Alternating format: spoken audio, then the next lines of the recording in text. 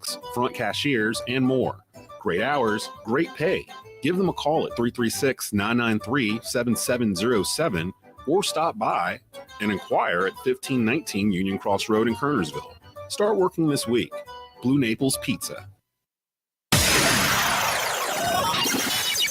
You are locked into Tobacco Road Sports Radio, your home for Triad Sports. And you know this, man.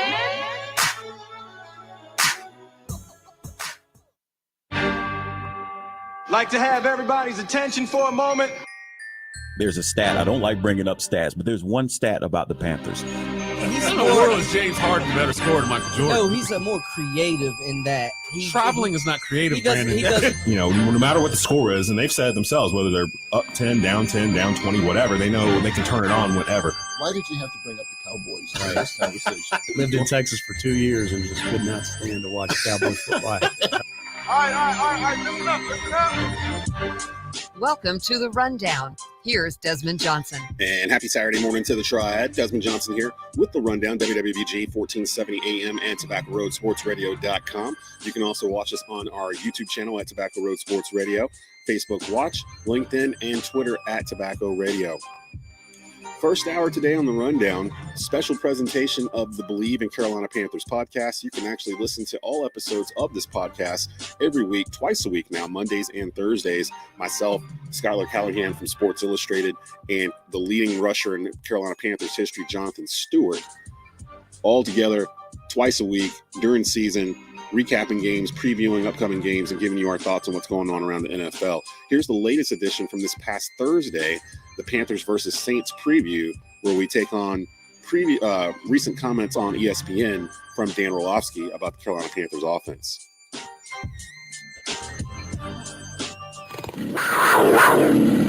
it up to McCaffrey. There he goes. It's a C-Mac attack.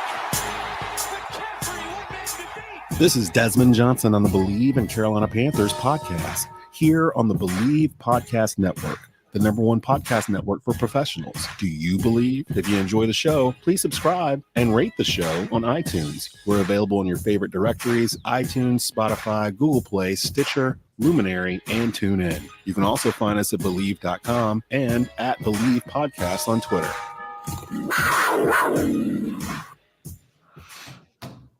Adult hoodie season has arrived in the Carolinas finally. Welcome to another edition of the Carolina Panthers, Bleav in Carolina Panthers podcast. I'm your host, Desmond Johnson, joined by former Panther running back Jonathan Stewart, Sports Illustrated beat writer Skylar Callahan. You can definitely find all of these episodes on the Bleav Podcast Network, the best network for growing professionals. Guys, we got a lot to get into here in a short amount of time. The biggest story with the Panthers that's happened this week, I'm kind of glad that we waited. We usually do this on a Thursday, but we waited an extra day. And in that day that we waited, the Panthers kind of became front page. Thanks to Mr. Dan Orlovsky over at ESPN NFL Live. We'll get into that in a bit. I know a lot of people got a lot of questions on whether or not the stuff that Dan showed was actually accurate or not. Skylar just came back from the press conference a few moments ago with head coach Matt Rhule. Matt Rhule actually addressed it, so we'll get into that as well. And, of course, it is Thursday. Oh, well, excuse me, it's Friday. It's the end of the week. It's the preview show. And if it's the preview show, that means we got to tell them why you're mad in there. Yeah, I'm going to tell you why we mad, son. So we'll get to that as well. Things we're mad about this week. There might be some repeat offenders in this week's episode, so we'll get into that too. But before we get into all of that, let's talk about our sponsors at BetOnline. BetOnline is the fastest and easiest way to wager on all your favorite sports, contests, and events with first-to-market odds and lines. Find reviews and news for every league, including Major League Baseball, NFL, NBA, NHL, combat sports, esports, and even golf. BetOnline continues to be the top online resource for all your sports information, from live in-game betting, props, and futures. Head to BetOnline today or use your mobile device to join today and make your first sports bet. Use our promo code BLEAV50, BLEAV50, to receive your 50% welcome bonus on your first deposit. BetOnline, where the game starts. And where we start today, yesterday I was poking around on Twitter, looking for something to get me mad for the segment for today. And I stumbled across this. Dan Orlovsky had just gone on NFL Live and broke down the Panthers offense orchestrated by offensive coordinator Ben McAdoo and quarterback Baker Mayfield. If you haven't seen it yet, the video talks for itself. So what I'm going to do is pull off our little cover there, and I'm going to go ahead and show what Dan, it's about 2 minutes long. Then we're going to react to it. Head coach Matt Rhule actually responded to it. So we'll react to that as well. This is courtesy of ESPN and NFL Live. So this is my favorite tape of the year so far. Straight up, this is unacceptable. It's candidly coaching malpractice. And any Panthers fan from home, you literally need to go send this to the Panthers organization. So I want everyone to pay attention to where Christian McCaffrey is. Now, we have him ringed, okay?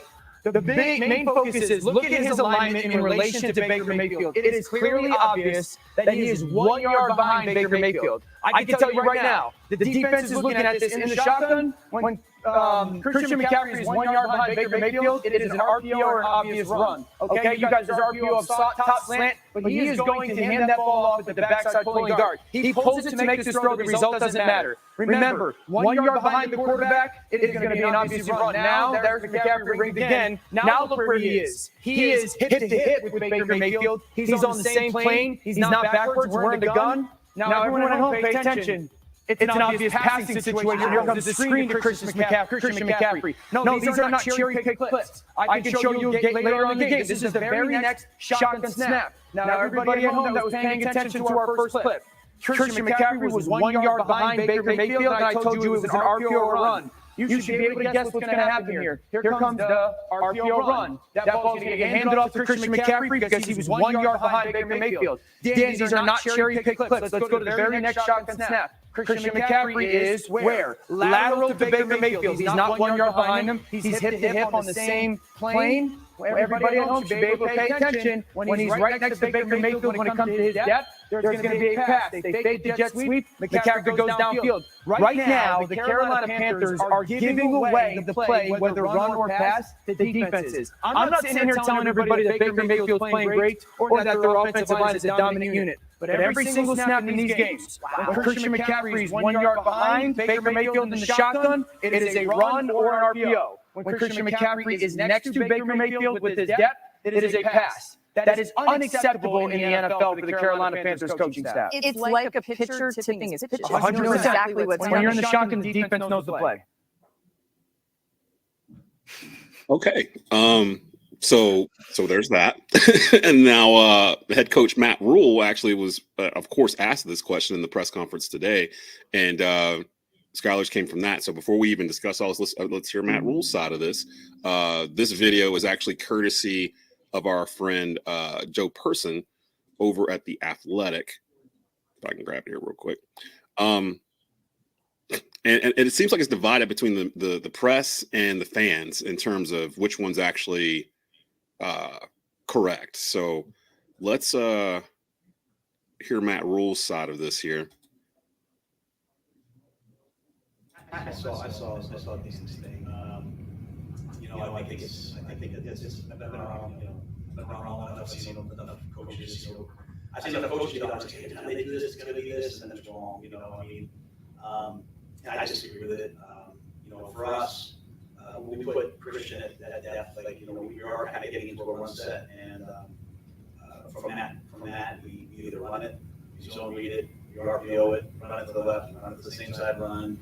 Our biggest pass play was from that backfield set that we play action off of it. So if you tell me that we line up in a formation and we run it, we throw it, we play action from there, it's pretty balanced. So if you're saying that they knew whether we were running or passing, I would say, well, how come we ran for 156 yards, 6.3 yards per carry? So I thought you guys asked the right questions. To be honest with you, the real question. I saw. All right. I think it's. Okay, so there's a lot to dig in there with this. Let me start with Skylar, because Skylar, you just came back from the press conference, and you said you kind of spoke to some of the other Panther beat writers in there. What's the sentiment amongst the press that's reporting on this in terms of if Dan was actually right or not? Dan's wrong regardless of what people think. I'm just going to lay it this way. Dan was wrong to go out there and just flat out call out the Panthers in the way that he did, because when you go back and watch the tape, you have to have clear evidence. I can tell you Dan Orlovsky did not watch all 52 snaps of the Carolina Panthers game against the New York Giants. I don't think anybody would be surprised by that either. He didn't. Yes, he said he didn't cherry pick plays. He cherry picked the plays. There's one play in particular. I don't know which one that it was off the top of my head, but one of the ones that he showed where he's trying to explain to you, yes, it's a run if it's this, it's a pass if it's this. The very next play that he did not show, I think it was either the next play or the 2 plays after, it was the complete opposite of what he had just said that was what was going to happen. So, like, for Dan Orlovsky to tee it up like that on Twitter to get the fans all riled up and say, I've got some stuff coming for you, Panthers fans. The Panthers are giving away their plays. He's literally trying to get a reaction, okay? So that's the first thing. Secondly, is Dan wrong in his assessment? Yes, 100%. Again, watch the tape. It doesn't take that much to figure it out. Now, when you're running offense, right, there's really 4 things that can happen. You run the ball, you pass the ball, you play action it, or you RPO. 4 things, right? There's going to be percentages in every single formation that you line up in, like Matt was talking about. In certain looks that you give a defense, the defense is already going to know those percentages in their head. Okay, this is 70% run. This is a 60% pass. This is maybe a 20% play action. Like, there's going to be different percentages for every formation. There's only so many things you can do off of a certain look.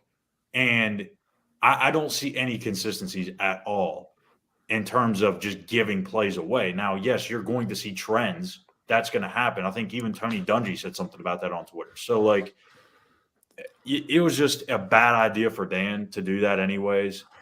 And I kind of feel for Matt in this sense because, like, no one's going to believe him, right? The fan base hates Matt Rhule. They want him fired. Yeah, and they're not going to believe anything that he says. But I'm telling you, when I'm saying this, like, that he's right, he is actually in the right here. Stu?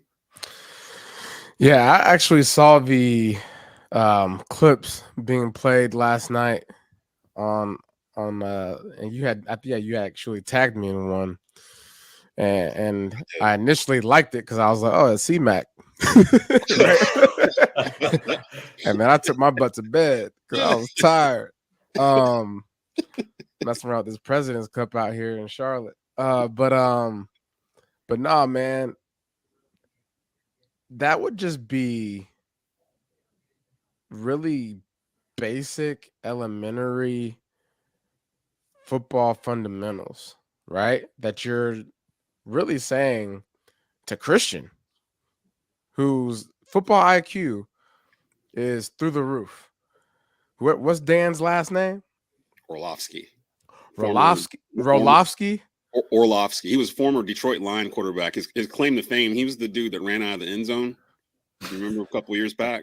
Nah, I don't know who he is. Dan, but that's Dan Orlovsky. Orlovsky. Shame on you, bud, for clickbait. You know what you was doing.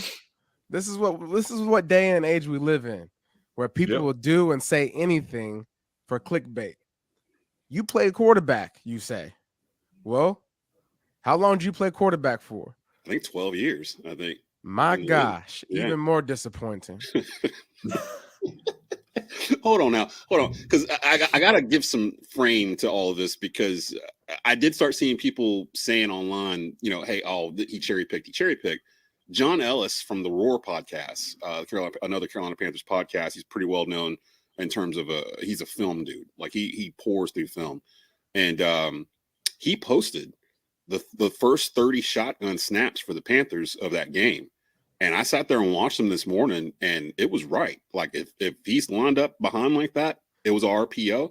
If he's lined up side by side with him, it was a pass, like every time. And it was like 30 shotgun snaps. I don't know. This is what I'll tell you from my experience of being in the backfield. You obviously don't want to tip off the defense of anything that you're doing. You try to, at least, in the offenses that I played in, especially out of the gun, ever since I was in Oregon, you want to be consistent every play. If I can line up in one position and get the job done, whether it's a pass play, whether it's an RPO, whether it's a run, whether it's a play action out of the gun, I'm going to try to line up there every single time. Now the quarterback adjusts. Cam, when I played with Cam, Cam would move all over the place sometimes. Go up to the line, check, especially if it's an away game. Going up to the offensive line so they can hear you, get back to your spot so you can hurry up and snap the ball. And you might be out of position, but you adjust on the snap, right? So the only time that you really, readjust your alignment, or at least that I did, was if you needed to get to set the edge on a rollout pass, or you need to get out quick for a bullet route, of those things. I mean, if those things are true, which I don't think they are, where they're telling Christian, hey, line up this way when you run the ball, line up this way when we're passing the ball, line up this way when you're RPO. I just can't see that to be true.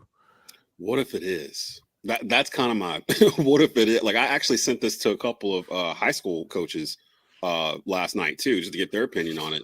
And they were all like, oh yeah, this team in our division, they do the same thing. I will say, the depth of, where you stand in the shotgun, for taking a carry, it's a lot easier route from the backfield to get adjusted to take the handoff if you're running inside zone. And it's a lot easier to run outside zone if you're lined up right with the quarterback, because you're going right across the face.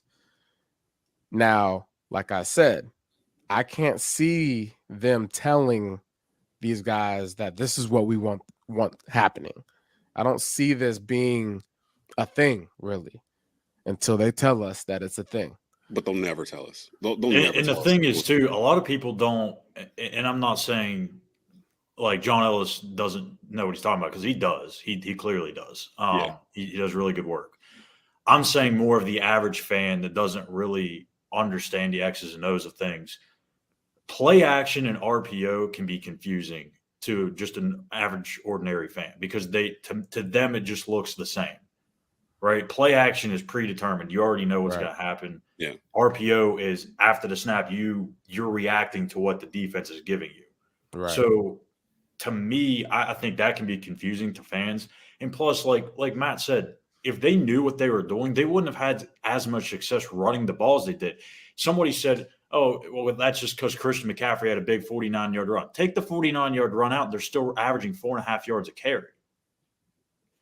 I mean, some of that just be contributed to it was week 2 and there was still the not tackling properly going on, or I don't know. I'm not really at this point. I'm not on either side. I'm upset if it's true. I would rather not be upset because it's not true, and more eyes are going to be watching this offense on Sunday. I just think Dan is wrong for how he did this. He was, yeah. It's not good media. It's not good football intelligence. It's legitimately looking at something and saying, how can I make a point? How can I be the guy that people draw their answers from? And he did it based off of something that is a little skewed. So unless you have legitimate facts here as far as what the Panthers' intentions are in their play calling and their formations and whatnot, keep your mouth shut. I mean, I think Dan actually picked the Panthers to be a wild card team at the beginning of this year too. So I don't think it's anything against them. Hey, you remember what I said though, right? That we 10 wins this year, and the people that fall off that wagon, Dan, if you fell off that wagon, let me know. Because if you did, I'm gonna have to leave you on the side of the road. Bud. So now this makes this Panthers Saints game even more curious, because I was thinking about it. I'm like, well, okay, when they're running RPO, how many times did Baker actually run it in the RPO? Maybe only 2 or 3 times. Like, I mean, literally, it was an RPO. But if that quarterback's not a threat to run, it's just a play action pass, pretty much. Like, there's no difference if Baker's not a threat. Now, he did take off a couple of times. I don't know if those were called runs or he just saw a hole and everything was breaking down. I don't know, but looking at what they were doing, I was looking at other stuff in that film that Dan showed. There were a couple of times where when they were running that and McCaffrey got the ball in the backfield, there were 4 Giants back there. I don't know if it's because they knew he was coming with the ball or run blocking or whatever. You got to understand, defenses will definitely pick up on whatever it is that they're picking up on, but they also watch film, right? If it's 2nd and 5, they have a 2nd and 5 list of plays that the Panthers are going to run, that they think they're going to run. It's all based off of situational football. These guys are not being paid to look at a guy lined up and saying, oh, they're going to run this play because Christian McCaffrey is lined up a certain way. If they did that, they would get beat. Because I would trick you every time if I knew you were doing that. Yeah, I'd line up there and then take off down the sideline. That's a good point. Like, if you think about it, like a lot of people think defenses or defensive players react to what the offensive players do. And a lot of times I don't really think that's the case, because as a defensive player, you can't always be reactive to what like a receiver or a running back is going to do, because if you do, you're going to be in trouble. Like, you have to know. You have to know the percentages, the situations, like just as an example, like Stu said, 2nd and 5, you're going to know that just flat out on 2nd and 5, there's this percent that they're going to run the ball, this percent they're going to pass the ball. Then you break it down from there. Okay, what are the looks out of that? The formations that they're going to be running, what side of the field are they going to be looking to? What receivers are they going to be looking at on these situations? Like, it is very, very detailed. They are not going to sit back and react to what the offense does all the time. Right. So, okay, so let's go into tell them why you're mad, and then we got to get to our picks for Panthers Saints and keys to this game. Panthers at home. I've heard people toss around the must-win thing. I've thought every game was a must-win. Like in the NFL, it doesn't really. There is no, you're playing a lower level college team or something. You guys can kind of take it easy after the first half. That don't happen in the NFL. Like, even the teams that are not very good are still going to be very competitive on Sunday, and you rarely see blowouts. So most of these games end up being kind of like the way Carolina's lost the past 2 weeks, 1 possession type games. It comes down the last 5 minutes of the fourth quarter, that type of thing. But before we get to that preview, this is our new thing we started last week. It's in our preview episodes. It's basically tell them why you're mad. What got you mad this week? Actually, one of these might be Dan Orlovsky. Yeah, I'm gonna tell you why we mad, son. Let's hit Skylar. You can go first here. What did you see this week? It just has to be football related. It doesn't have to necessarily have to do with the Panthers. But what did you see this week that got you hot? Man, there's so much stuff that you could talk through. So much hate I want to get out of my heart right now. Man. If we're talking about from a betting perspective, I hated everything. So, but no, we'll go with let's go with the Raiders. Okay, what is up with every single year the national media just falls in love with the Raiders in the preseason? Why? They haven't proven anything. They haven't done anything. They've been average. They've been below average for I don't know how many years now. Derek Carr, he's a decent quarterback, right? He's not going to get you to the promised land. I'm sorry. Devontae Adams is a great. I wouldn't say. No. He's not. No. Is he any different from Ryan Tannehill? I mean, he may be a little bit better. He's better than Ryan Tannehill. Yeah, he's better than Ryan Tannehill, but I think that the separation between them two and Carr taking that next step to being like a top 10 quarterback is like, it's kind of close. You know what I mean? Like, I don't think he's near the top of the league. But my thing is Devontae Adams, and I'll even say this, maybe just big time acquisitions. Like, you got Devontae Adams going to the Raiders, you got Russell Wilson going to the Broncos, and all of a sudden these guys are just expected to change the expectations for those teams. Mm-hmm. I hate to tell you, but Justin Herbert's still in that division. Patrick Mahomes is still in that division. Like, there's no room for those two teams to climb. And I don't see it with the Las Vegas Raiders. It's been a thing for the last 3 years. Everyone wants to hop on that bandwagon. You get Devontae Adams, you get Josh McDaniels now as a spread offensive coordinator. They just blew a 23-0 game to Arizona. Yeah. Who's not a very well-coached team. Some of these divisions that we thought were going to be really hard in preseason and in the offseason have actually gone the other way. AFC West, the AFC North. I think a lot of people thought that division was going to be really hard, and it's kind of stumbling a little bit too. Stu, you've had a couple days to stew on it. Tell them why you mad. Yeah, I'm gonna tell you why we mad, son. I'm gonna tell you why we mad, son. Yeah, man. Let me tell you why I'm mad. I'm mad for two things. Oh, not just one.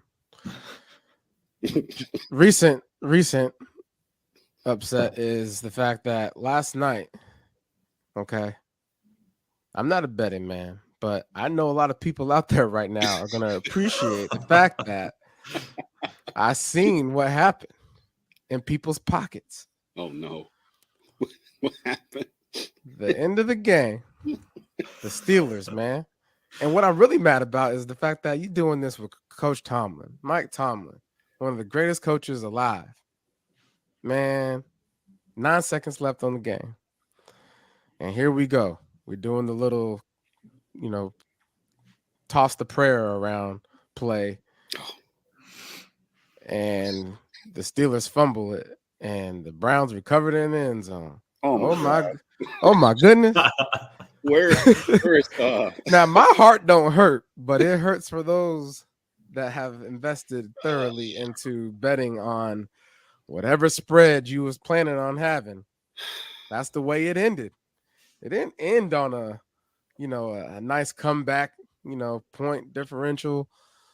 It ended with that. So I feel for you guys that have put your money where your mouth was or where your heart was and came out with a loss, with a straight L.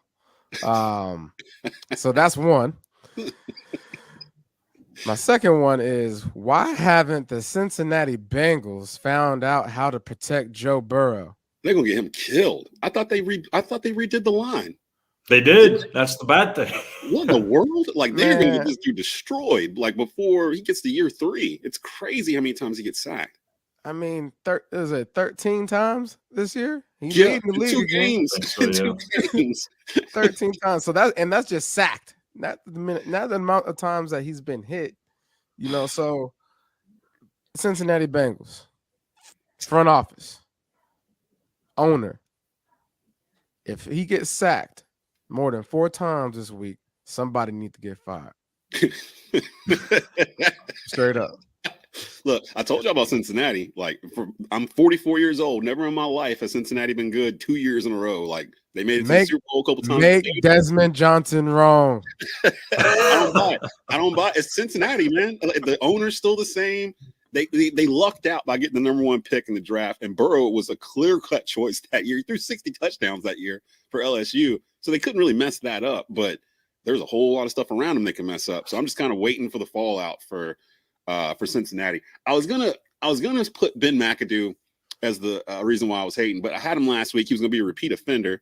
Yeah, I'm gonna tell you why we mad, son. I'm gonna tell you why we mad, son. But I'm gonna save him because I'm sure he's gonna give me reason to bring him back along, maybe by next week. I am mad at college football, in particular the ACC and really all the Power 5 schools. Why are you playing football on a Friday night? Virginia and Syracuse play tonight at 7 p.m. on ESPN. They're hyping it as a big game or whatnot. Syracuse 3-0, Virginia's 2-1. Fridays for high school football. Like, I've seen over the years where the NFL has started to trickle into these other days where we're at a point now where you've got Thursday night football after Thanksgiving. They start running Saturday games. Of course, Sunday, Monday night football. So you got 4 days on the calendar, basically, once you get past a certain point, or NFL. They don't mess with Friday. College football, hell, Skylar, you had to do a college football game last night or whatever. So, I mean, them playing on Thursday nights, that's fine, I guess. But Friday night should be sacred. Friday night should be for high school football. And for you to put a game on like that on Fridays just to try to capture an audience, to me, it takes away from the purity of football. Like, high school football, it's when it's still pure. You're not getting paid for it. You're playing for the love of the game. You're still learning the game. And the college football world benefits from that. So for you to play a game on a Friday night on a national level, when everybody in the country is playing high school football, that bothers me. Like, it really bothers me. So that's something that I'm mad about. That I didn't even know I was mad, even more so than Ben McAdoo this week.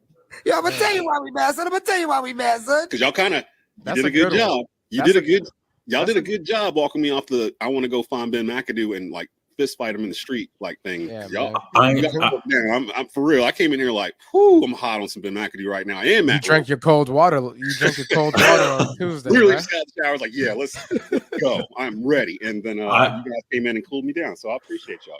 I ain't gonna lie. Like when I was in high school and we had games, and the rare occasion that there was a West Virginia game on Friday, I was so ticked.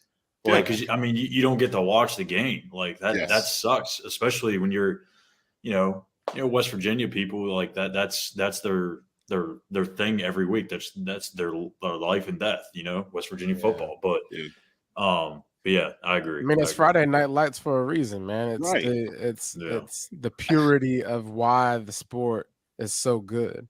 I think it was like 2 years ago. Wake Forest played like 2 Friday night games in a row or something. And I'm here in the area. I'm literally 10 minutes from Winston-Salem. And I do high school football on Friday nights out here. And you could see in the stands that it was kind of thinned out.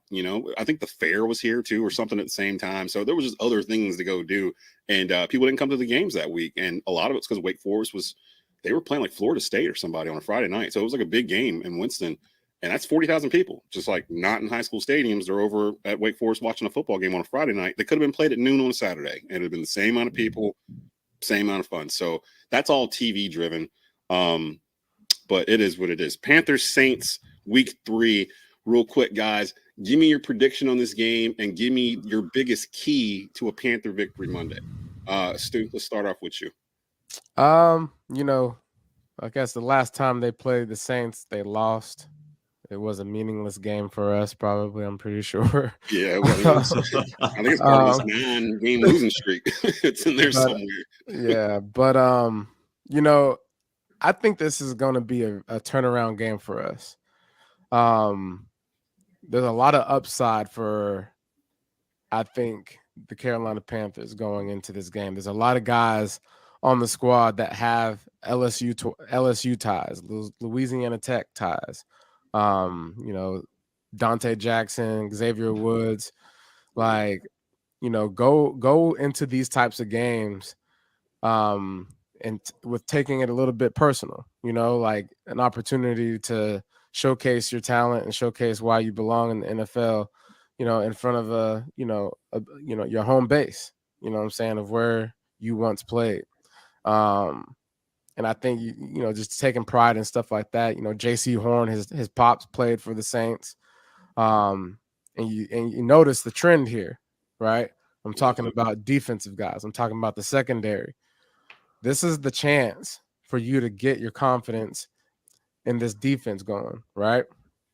If I'm the defensive coordinator, I'm going to set up a way for my DBs to be all over the place. I'm talking Jeremy Chin, Xavier Woods. We need some plays. We need some turnovers. Turnovers, yes. I think we're the only team in the league that hadn't caused a turnover. And Jameis Winston, ladies and gentlemen, I think Jameis Winston he's got arm talent. But for whatever reason, he's got the turnover bug. And so I hope that turnover bug goes well for us and that he throws us some picks. And I think a large key to that is going to be for our defensive line and, our linebackers there to be a force to be reckoned with for their offensive line. He's the number 2 most sacked person in the NFL. So there should be no issue of getting to him. I'm aware that he's banged up a little bit. But if you're going to suit up, that can't matter to us. Okay. Yep. So you got to get after that guy and know that he's going to be timid in that pocket because he's been dealing with some stuff. So you got to make the best of the opportunity. They got a lot of dudes on, I'm looking at the injury report for the Saints. I think. Yeah. And it's like Jameis Winston's on here, questionable with a back/ankle, was limited at practice Thursday. Alvin Kamara is limited with ribs. He was limited at practice Thursday. Taysom Hill's questionable, ribs. Why do these dudes got their ribs messed up right now in New Orleans? Playing on that turf. Yeah. Now, for us, the only 2 guys that I see, because I saw this big thing come up, Christian McCaffrey was on there yesterday or something. ankle stiffness or whatever. He made a joke about it in the locker room yesterday that if his name is a good one report, it's just like big news across the board. But the only guys we have really, I'm looking at it today, Stanley Thomas Oliver III's questionable. He did not practice today. He's listed as questionable for Sunday. And Dante Jackson's questionable with a hamstring. So McCaffrey's name's not on here. Skylar, your big key to a Panther victory Monday. I'm sorry, Stu. Prediction: Panther Saints. What you got for score? I'm gonna go 24-17. Panthers. Absolutely, brother. What you think this is? I gotta clarify. Ain't no clarity, boy. We could be somebody out there watching what's going on. Jonathan Stewart, Saints to be this. Listen. No matter what, out to the grave, fella. To the grave, I'm riding with these Panthers. I love it. Stu's not trying to make any headlines. No, he's trying to the grave. He ain't doing that. Skylar, what's up, man? What's the biggest key for you? Out of all the stuff you've seen this week, and especially this tail end stuff with Dan and everything else, plus the 2 games we've actually watched them play, we've got a chance to sit back and go, you know what? They lost on 2 long end field goals pretty much in the last 3 minutes of the game, both games. They were in both. We've been used to that in the Matt Rhule era. They just haven't been able to pull them out. What's your key to this game, Panthers Saints, 1 p.m. on Fox on Sunday? Well, I mean, Stu hit it right on the head. You've got to be able to create turnovers, and this is really a golden opportunity to do so because you got 30 for 30 rolling in, and you got a chance to have him banged up already, so he might want to get the ball out a little quicker, might force some things. I think it comes down to turnovers, number one, and number two, I think it's third downs, really both sides of the ball. I don't know how many 3rd and 9, 3rd and 10, 3rd and 12s that the defense gave up last week. You got to get off the field. That's first and foremost. Second, on offense, you've got to be able to sustain drives and avoid those 4 or 5 play drives. I don't know how many short drives that they had. Again, that's something we talked about earlier in the week. It was time of possession and the amount of total plays that they've ran. That's got to change. You can't be getting, 21 minutes of possession a game. You're going to lose games like that. Like you unless you're hitting, big explosive plays, which this offense is not doing right now. So third downs are huge and turnovers. But I'll go I'm back and forth on this one. I'll go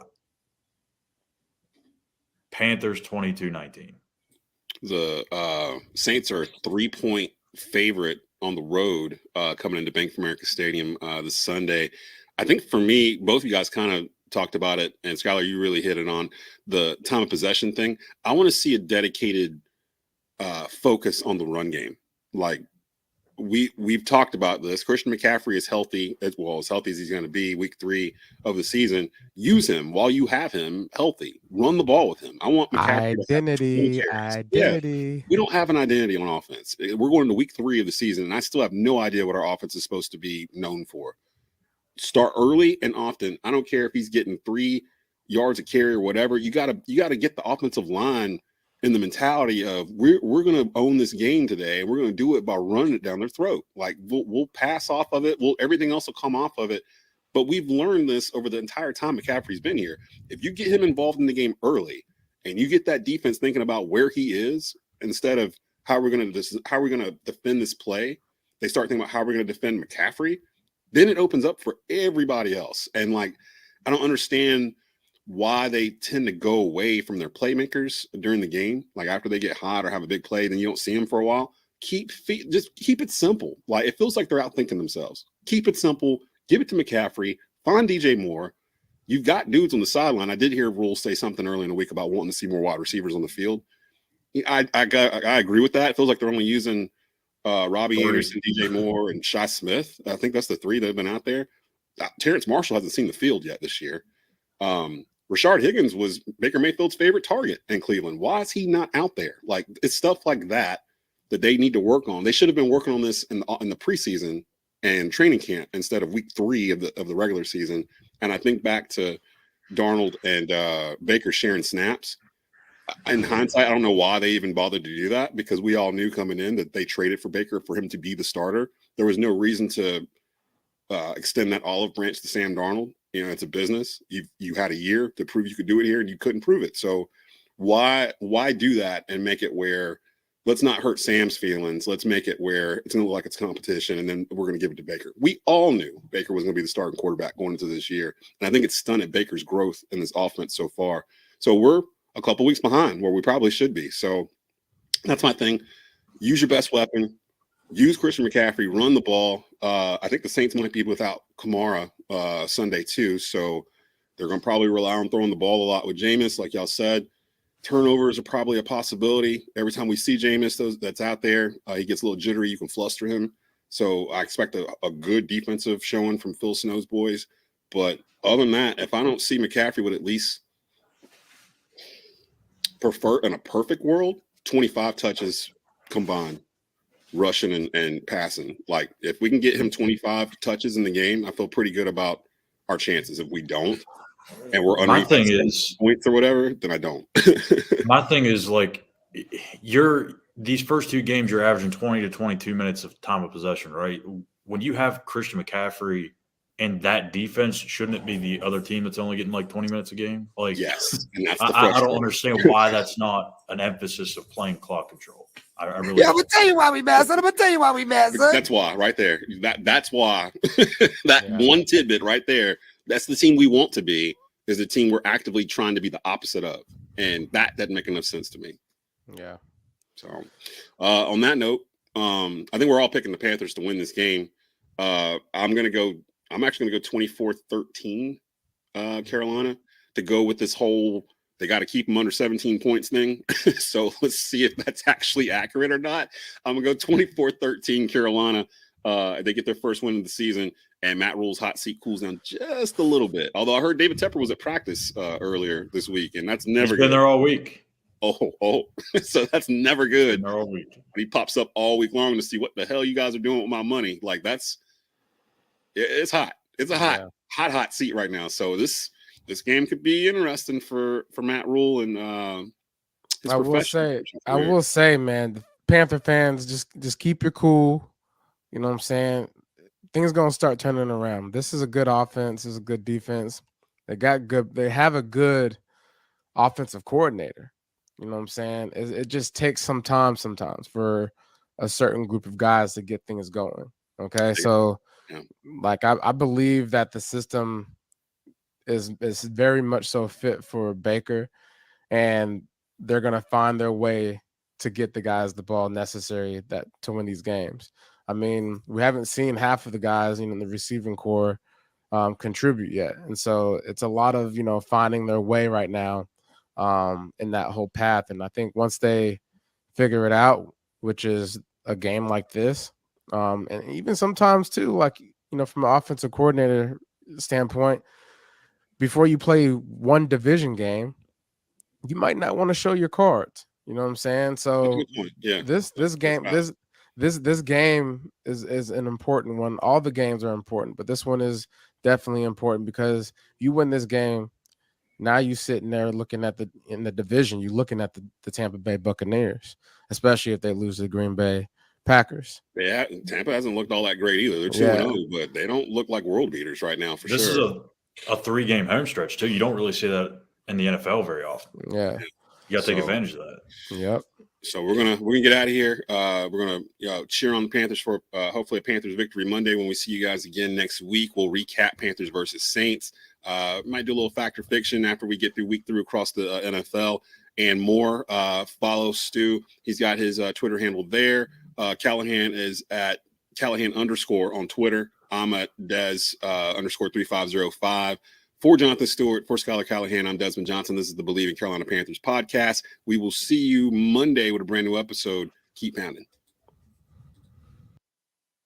You're listening to The Rundown with Desmond Johnson.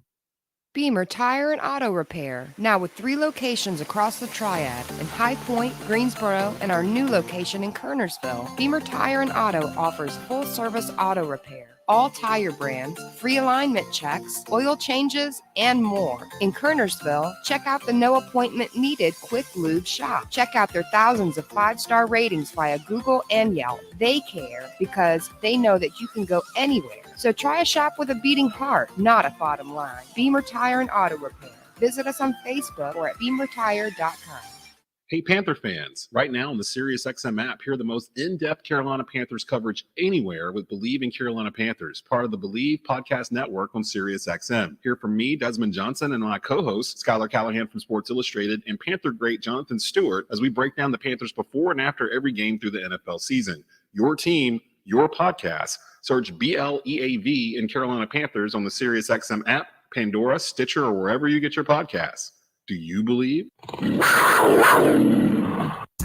Find your next car at Auto Store of North Carolina in Walkertown. Their goal is to make car shopping and car buying experience fast, friendly, and easy. They have helped hundreds of customers get behind the wheel of a newer, reliable, quality used car, and they could help you too. Stop by and speak with one of their sales professionals today and drive away with your new car. The Auto Store of North Carolina, 4964 Reedsville Road in Walkertown. Give them a call at 336-595-8550 and view the current inventory of vehicles at autostoreofnc.com. You deserve to get good service and great rates. At State Farm, we get it. And we're here to help because with every State Farm policy, you get good neighbor service and you get surprisingly great rates. So what are you waiting for? Get going and talk to a local State Farm agent about your surprisingly great rates today. Like a good neighbor, State Farm is there. Individual premiums will vary by customer. All applicants subject to State Farm underwriting requirements. When you want the real deal, call State Farm agent Susanna Nunn in Kernersville today. Back to the rundown with Desmond Johnson.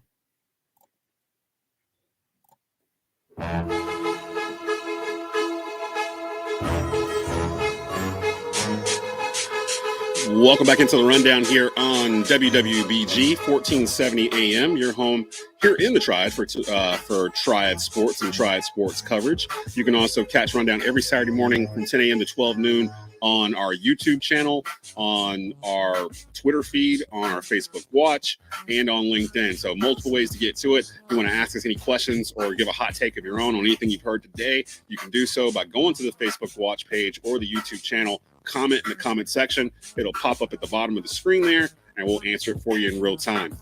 With me right now, beat writer from the Tar Heel Tribune, R.L. Bynum, and beat writer from Deacons Illustrated and Devils Illustrated, Conor O'Neill. Getting a little ACC Big Four talk going on here, guys. What's going on? Not much. Ready for a big football weekend. Huge football weekend in the state of North Carolina, and you guys have two games.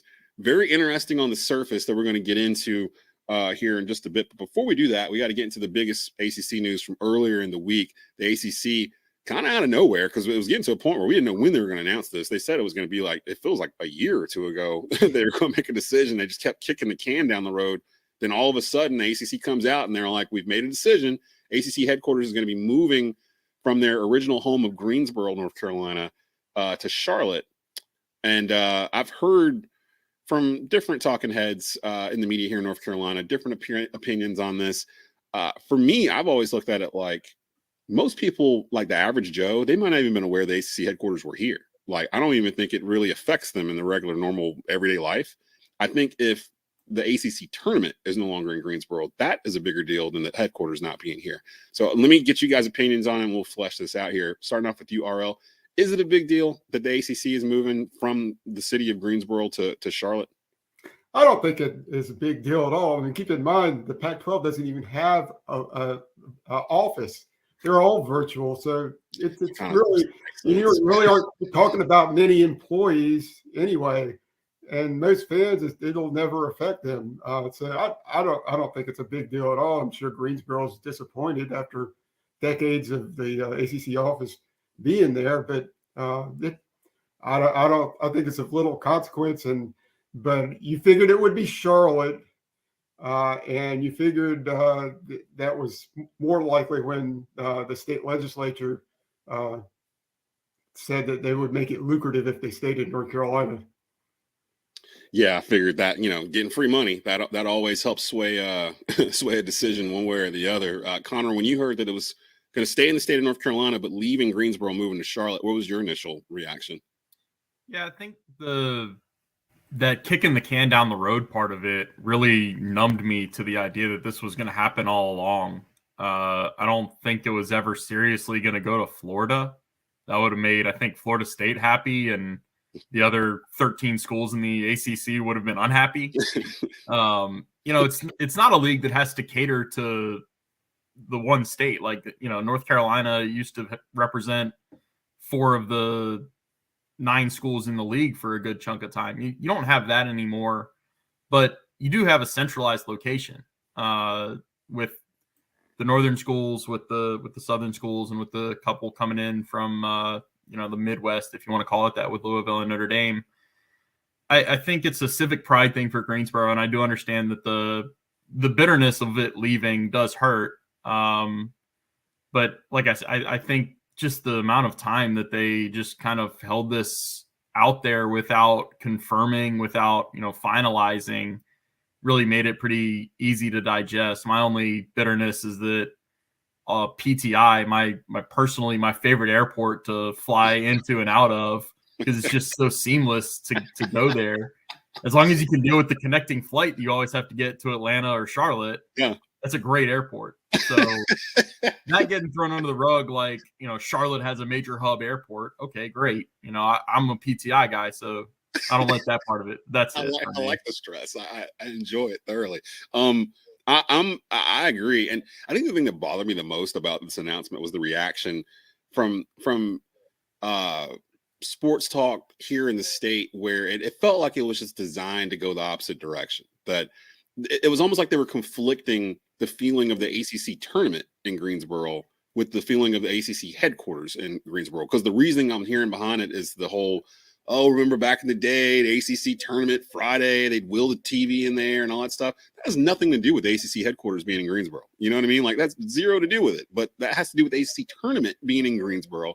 And this isn't going to affect that. Like, I can't see the ACC moving out of Greensboro, their headquarters, and then deciding to abandon having Greensboro on the rotation for the ACC tournament, when the Greensboro Coliseum is still, if I'm not mistaken, the largest indoor arena in the Eastern Seaboard. It seats like 22,000 people or something nuts like that. Why would they give that away? Like, it's literally part of their footprint, and it just makes sense. The Charlotte airport's better. There are more hotels in Charlotte.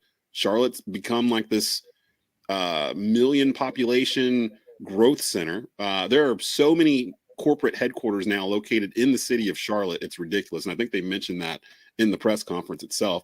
It probably should have happened when they expanded, years ago, when they brought in the Florida schools, when they brought in Louisville and did all the stuff with Notre Dame. It probably should have happened then. I think if anything, it might help the profile of the ACC, I guess. I don't know. I'm still stuck on the whole, what does it matter where it is? I didn't want it to leave the state of North Carolina for geographic purposes. I felt it had to stay in North Carolina because it is central, like Conor said, to the other schools you have in the league now. And putting it in Florida or what was one of the other ones they had? Was it a place up north or something they were looking at? It just felt like they were just throwing names out there. It felt like it was always going to be either Greensboro or Charlotte. And they just finally got the whatever they were waiting on to announce they were going to Charlotte.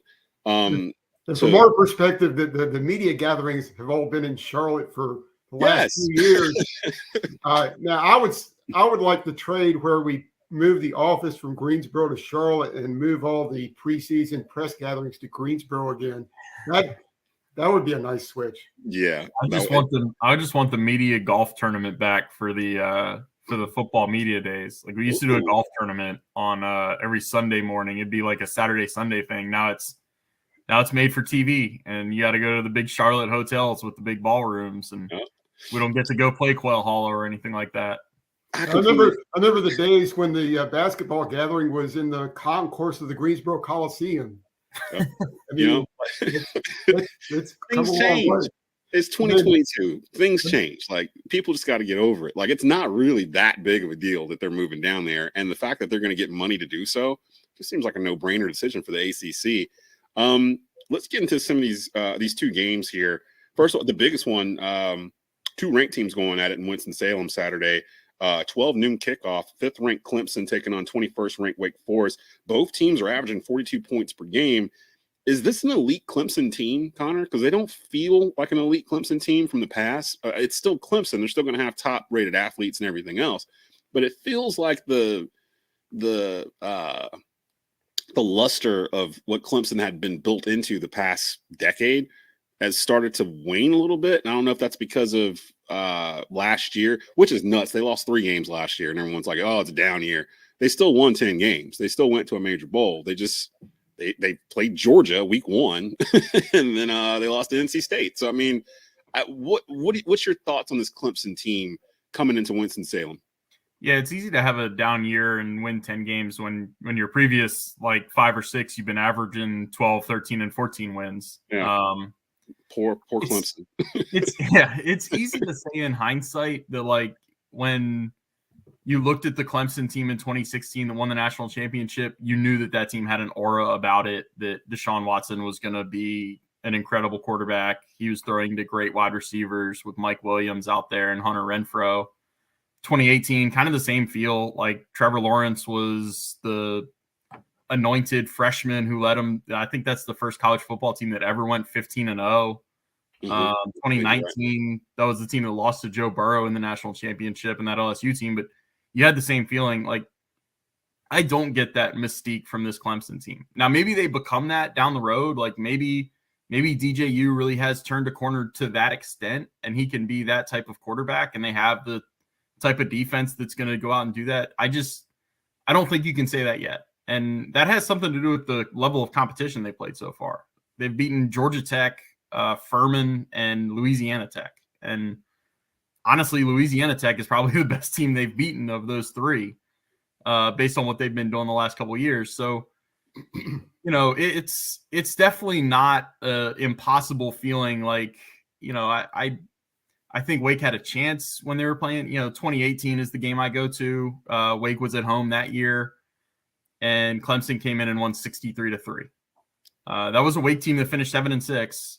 Like that was a winning team that went to a bowl game and won a bowl game, and they were utterly demolished on their home field by 60 points. So I wouldn't expect that Saturday. I think they are a little bit more evenly matched than back then. But yeah, I remember that game. It felt like the gap between the 2 schools was so large, and it's weird now. I think the line is 7. I think Clemson only favored by 7 last time I looked at it. And so it opened there and stayed there, which was more surprising, I think, than what it opened at. Because a lot of people seem to think that thing was going to shoot up to double digits right away, and it didn't.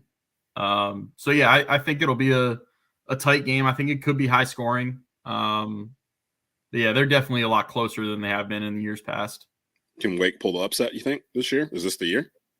I mean, it's possible. No, because you don't sound very confident. Even everything we just laid out, you're like, I don't want to be the one that. If they had looked better last week against Liberty, then I might be a little more inclined to say than to put it out there and say yes. But like I get the mentality that you say, oh, it's good that Wake had that wake up call. Like it's good that they didn't just sleepwalk their way through another 30-point win to open the season. They had this gut check moment against Liberty. I don't think you need gut check moments if you're playing Clemson the next week. You need gut check moments when you're playing like Boston College the next week and Syracuse, maybe not this year, but in years past. You don't need to have that test moment to get yourself ready to play this team, like this standard of the ACC for the last 7 years. This should have been circled on the calendar already, especially for Wake. Like, because Wake is the one school in the ACC. I guess you could put NC State there, but they got over the hump last year by beating Clemson. Wake is that one school where if they could beat Clemson, it takes their program profile from here to here. Like instead of it being when Wake is good, oh, the ACC is down, that's why Wake is so good this year. It becomes Wake gets looked at as a legit football program. And Dave Clawson's done his thing at Wake Forest in terms of turning them into what they are now. The other UNC taking on Notre Dame, kind of a weird game to pick. RL, my Tar Heels have given me strokes literally every time they've stepped on the field this year. They appear to be like an arena football team half the time when they're playing. They're averaging 468 yards a game on offense. Unfortunately, it feels like they're allowing 450. So it's just like a track meet. No matter who they play, they played Georgia Southern, App State, FAMU. Georgia State. Did I say Georgia State? Yeah. Or Georgia State? I'm sorry, I said Georgia Southern. No, Yeah. yeah, Georgia State. Heels are averaging 51 points per game. RL, from your is this Notre Dame team good? Because they're 1-2, but they played Ohio State week 1. They lost to Marshall week 2. Sunbelt had a weekend that weekend, and then they got on the win column last week. What are your thoughts on this Notre Dame team coming into Chapel Hill? Their offense has definitely struggled the last couple of weeks. They still have a good defensive and offensive line, and that was a problem for Carolina the previous 2 seasons, and that's still going to be there. But they lost their best quarterback, and they seem to be having a hard time finding a rhythm offensively, even against Cal, which they should have beaten, and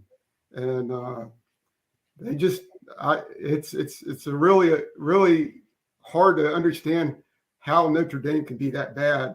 But what looked before the season as being a really daunting task for Carolina looks like a winnable game if the defense can finally come around.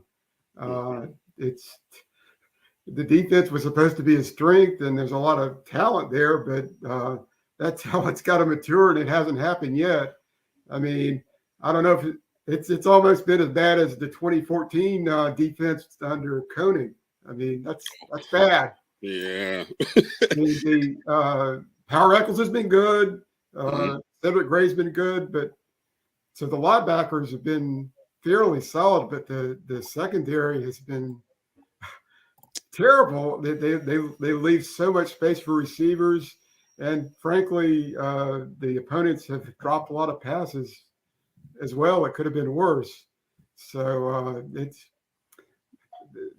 Carolina just has to hope that in the open day with that extra week that the defense got a little better.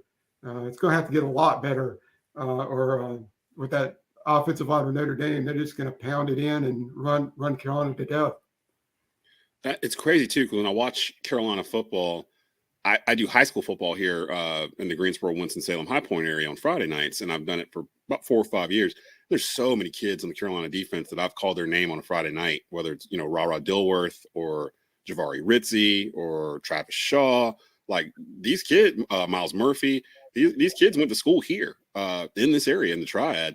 I know they're fairly young. I think Miles is he a junior, senior? He's older than Travis. I know Travis is a freshman. Rara, I think, is a sophomore. I think Javari's a sophomore too. And those kids kind of came in when the whole COVID stuff was going on. So I kind of get it that they're still relatively young. But yeah, we can't keep doing these 63-61 Saturday afternoon football games. I mean, that's an ACC basketball score to me. Like, we can't do this. Like, this app probably should be 3-0. Let's just be real. They kind of had 2 opportunities to basically to take that game from Carolina. And anytime you can score 40 points or whatever it was in the fourth quarter, you probably deserve to win that football game. And for some reason, Carolina was just able to pull that out. I can't have them doing this all year. Like, because it gets to the point where I just can't watch it, because I listened to the app game on the radio, and that was nuts by itself. And then last week, or they were on the bye last week, the week before that, I watched a little bit of it on TV, and it's hard because, like, you see the defense doing these things, and you're just like, why are they still doing these things? So hopefully, hopefully Carolina and Notre Dame will be a good game. That's 3:30 p.m. on ABC later on today. Clemson, Wake Forest opens it up here in just a bit, 12 noon on ABC. Before I get you guys out of here, real quick, biggest surprise team in the ACC so far to you? Of course, the ACC Big Four is undefeated right now. I think it's the first time ever in history they've gotten to all 3-0 at the same time. We had David Glenn on with us last week, and we were discussing the historical impact of that. Which ACC team out there right now is the biggest surprise to you as we go into week 4? Arla, let's start with you. I think it's got to be Duke. Gee, if you're talking Duke football this far into the season, that's a surprise right there. Yeah. But, Riley Leonard's been really good at quarterback, and I don't know that Duke knew really what it had there. and Mike Elko has got them playing confidently. They probably should have lost to Northwestern. That's made the point that with that fumble at the end. But yeah, I'd say they're definitely a surprise. And who knew that a Kansas Duke football game would be sold out in Kansas, and it would be considered a big game. So I just thought we'll see if those surprises continue. I just figured the University of Kansas tricked their fan base and said it was actually going to be a Duke-Kansas basketball scrimmage and that they were going to do it in the football stadium. And everyone's like, oh, let's go to it. When they get there, they'll be like, surprise, it's football. Conor, your surprise team in the ACC as we've gone through 4 weeks of play. I think it's Syracuse for me. I give Syracuse the nod because they've had a little better quality of win than Duke. Maybe Louisville deserves a little hat tip for most surprising team on the other side of things, because I thought they were going to be better and they're not.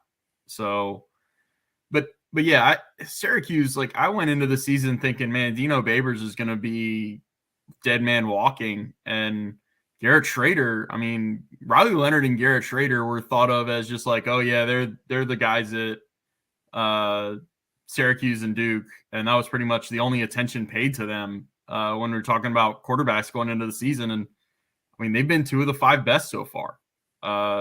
Who saw that coming? So yeah, we knew Sean Tucker was good. I don't think anybody knew Garrett Schrader was going to have the type of passing acumen that he would have. He was a good runner last year, but he's really stepped his game up, and I think it's Syracuse for me. I'll probably pick Florida State. Just kind of looking at what they've done. They survived LSU week 2, 24-23, beat Louisville at Louisville 35-31. But we're about to find out how legit Florida State is, because after they play Boston College tonight at 8 o'clock on ACC Network, the next slate of games, they're hosting Wake Forest, at NC State, hosting Clemson. So we'll find out if Florida State is good or not when we get towards the bottom end of October, and see if this is legit or if this is just fool's gold. You can follow these guys' work online on Twitter. R.L. Bynum from the Tar Heel Tribune, Conor O'Neill from Deacons Illustrated and Devils Illustrated, covering both Wake Forest and Duke athletics. Definitely go follow them for all the latest on your favorite teams. Guys, appreciate you coming in, giving us an ACC roundup. All right, thanks for having us. Coming up, more from the rundown here on TobaccoRoadSportsRadio.com and WWBG 1470 AM. You're listening to The Rundown with Desmond Johnson.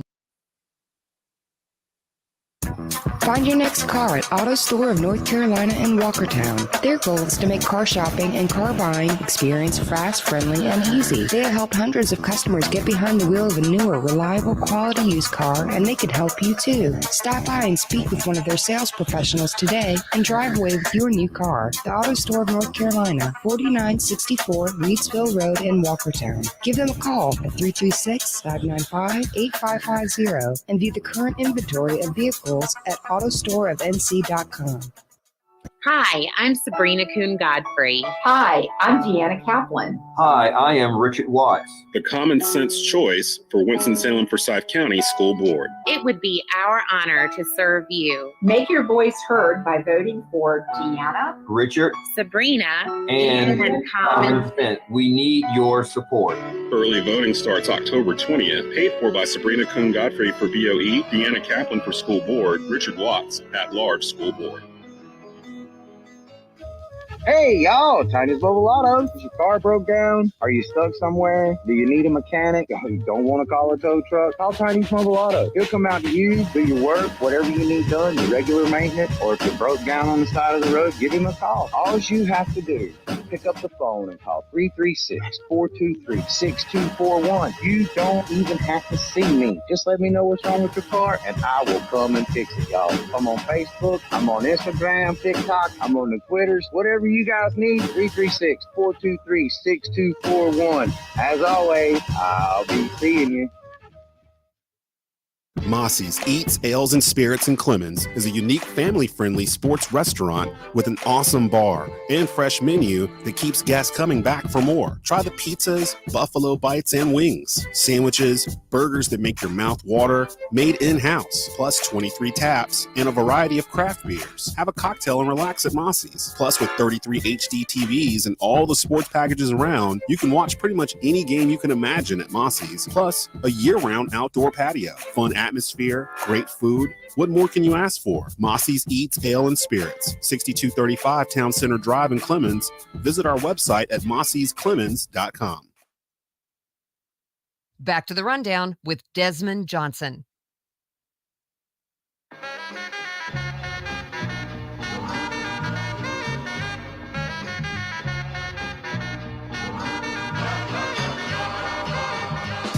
Welcome into hour 2 of the rundown here on WWBG 1470 AM and TobaccoRoadSportsRadio.com. I'm your boy Desmond Johnson. I'm your host every Saturday morning live and direct from 10 a.m. to 12 noon here in the Triad, giving you the best sports talk locally produced here in the Triad, Greensboro, Winston-Salem, High Point area. I want to thank everybody checking us out on WWBG and, of course, on our YouTube feed at Tobacco Road Sports Radio and on Twitter and Facebook Watch. Joining me right now, he is a member of the Four-Man Rush and friend of the program, Kevin Avery, joining us right now. What's going on, Big Kev? How you doing, brother? Good, Dance. How things going with you? Good, man. Just busy. You know how it is. Football. It's all over the place right now, so I'm all over the place right now, but, I can't complain. Actually, you know what? I can complain because I'm a Panther fan, so I've got things on my chest that and I figured you probably would by this week as well, because I knew if I was feeling a certain way, Kev had to be feeling similar with the stuff that we're seeing with these Panthers. In hour 1, we actually gave a special presentation of the Bleav in Carolina Panthers podcast from this past Thursday. Myself, Skylar Callahan from Sports Illustrated, and Jonathan Stewart, the all-time leading rusher in Panthers history.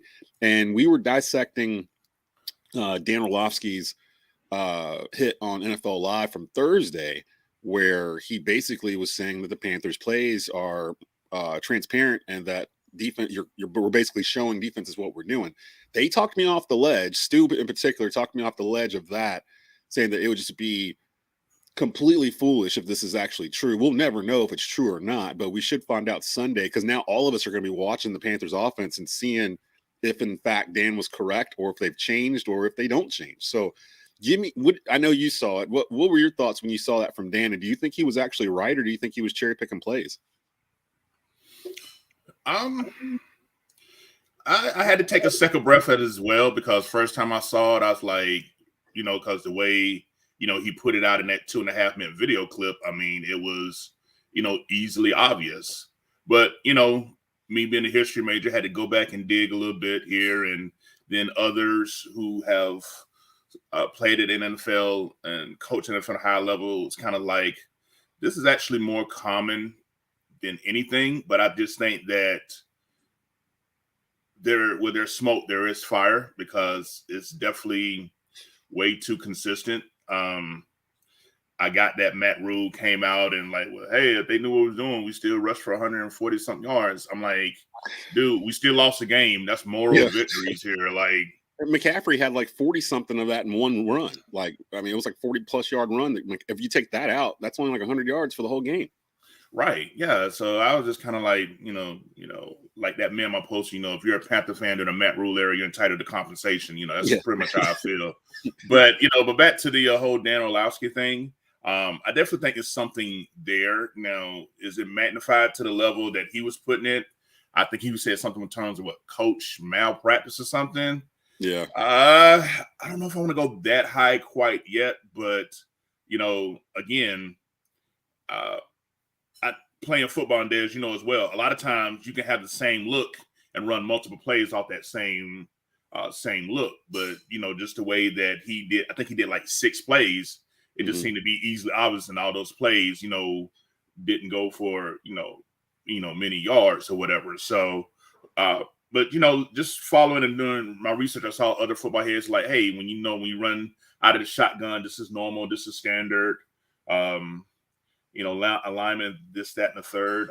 I didn't get a chance to go back and see how McCaffrey was lining up, previously, like previous years or even during the Rivera years with the similar type scheme. But I just think that we just need to win, man, and stuff like this goes away, because if we was 2-0 with the same thing, I don't think anything would have been made out of it. But when you're 0-2, coach on the hot seat, Vegas got betting odds. He's going to be the first coach fired. I mean, hey, Those probably are good. I mean, my understanding, Skylar said that owner David Tepper has been in practice all week. So that's never it's never a good sign when the owner's at the house and he's like, "What are you doing with my money? Coming here to check on my investment."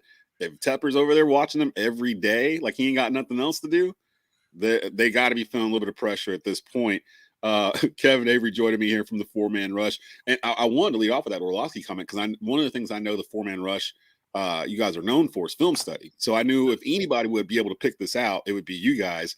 And honestly, I think going back on it now, I've had a couple days to think on it, talking to Stu, just talking to guys. Like I sent it off to a couple of high school coaches that I know around the area here just to get their opinion on it. And some of them were like, yeah, some teams, in our division or our conference, they do this telltale as well.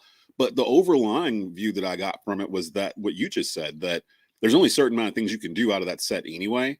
So for Dan to say, well, they're going to do this, they're going to do that, and RPO you are going to run or you're going to pass. The difference with Baker doing it, I don't think Baker really ran out of the RPO, but like a couple of times in the game. So it makes it easier for the defense to key on either McCaffrey or fall back and wait for Baker to pass because he's not as much of a threat. Now with Cam, it was a whole different ballgame because the mesh point was longer. You didn't know if Cam was going to keep it. You didn't know if he was going to give it to McCaffrey. It was more of a deadlier combo with McCaffrey and Cam running it than it is Baker and him running it. So some of it's the defense. They watch tape too, so they can kind of figure out tendencies and everything else. But shout out to Dan Orlovsky. Got, I'm sure, a lot of clicks off of that. I know, especially from Panther Nation. I helped. I retweeted it. I was yelling, flipping tables, all kinds of stuff. And then we did the episode yesterday, and I'm like, okay.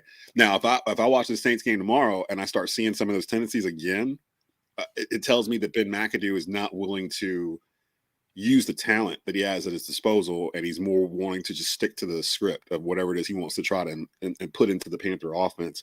Let's talk about Matt Rhule. 0-2 to start this season. 0-9 over his previous 9 games. I pulled up the stat last week. He is now 1-25 in games where the Panthers do not allow, or when the Panthers allow more than 17 points per game. He's 9-1, I believe, when they don't. That sounds like a high school stat to me. Like NFL teams are rolling out of bed scoring 24 points. So the fact that we have to limit them to 17 and have a shot to win, what do you think the biggest problem is in the Matt Rhule era? Because it feels like we've been losing these games the same way for 3 years, where we're not getting blown out. We're competitive. We're leading in most of these games. And then somehow we figure out a way in the fourth quarter to let it slip through our fingers. It's the same script every week. What's the biggest thing you point to as the reason for that? Well, for me, I just think that Matt Rhule is a great, motivator, speaker, but, we need some at this level, you need to execute, is, the ideal of trying to have the best athletes and have them outplay just better physical talent is just kind of worn thin. I mean, it sounded like a new, fresh idea or something we haven't had here in a while, something different from the Ron Rivera era. But, I know hindsight is forever 2020, Des, but just the fact that, we've all caught up in the whole sports science aspect, like, oh, shoot, we're really going to be, analytics, right? Analytics, things like that. And it just pretty much comes down to NFL is not as complicated as it was made to seem. It comes down to 3 things. Do you have a franchise quarterback? Do you have a coaching staff capable of making in-game adjustments? And simply put, the talent that you have on the field. You have those 3 things. I feel like you are going to be in a position where you can win, a majority of your games.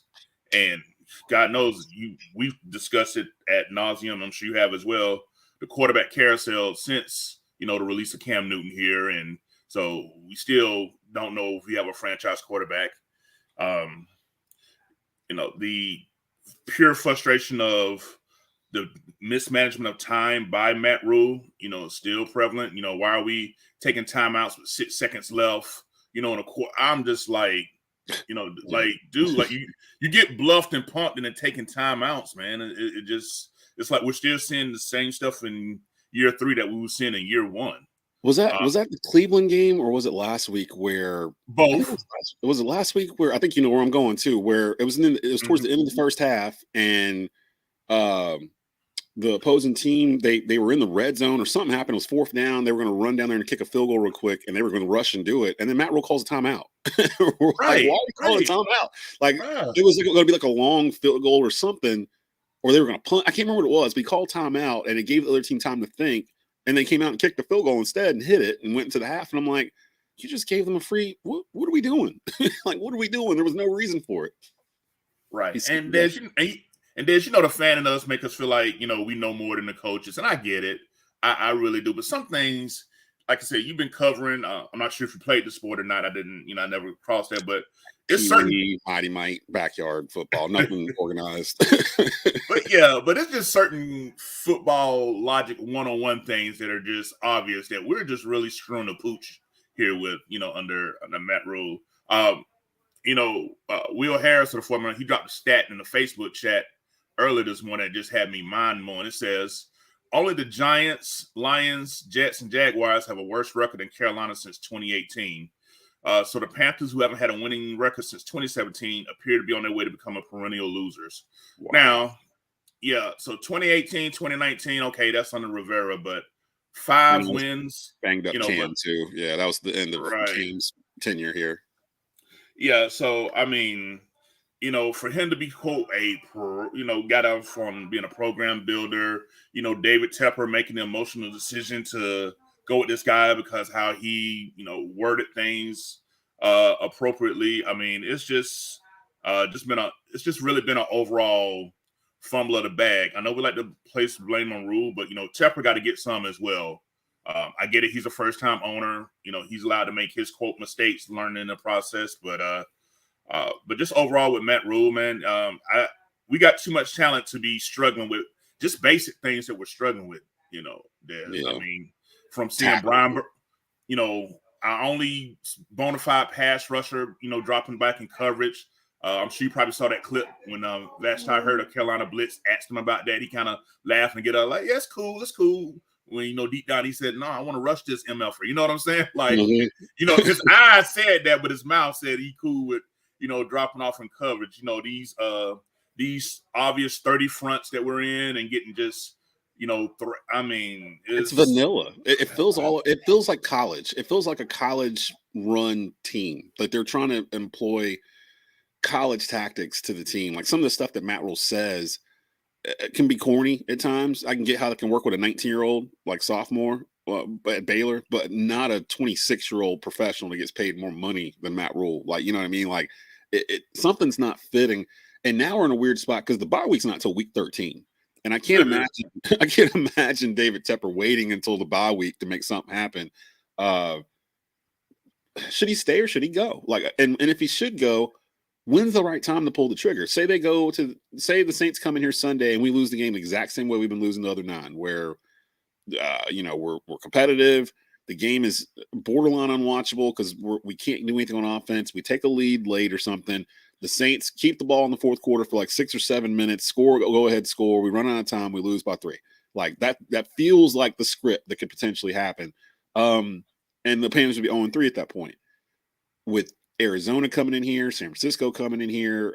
We got the Rams coming up soon. I think Tampa's on the schedule. Like the schedule gets harder after this week. So when's the tipping point? Like what, in your mind, what do the Panthers have to be in order for Matt Rhule to seriously be considered for termination?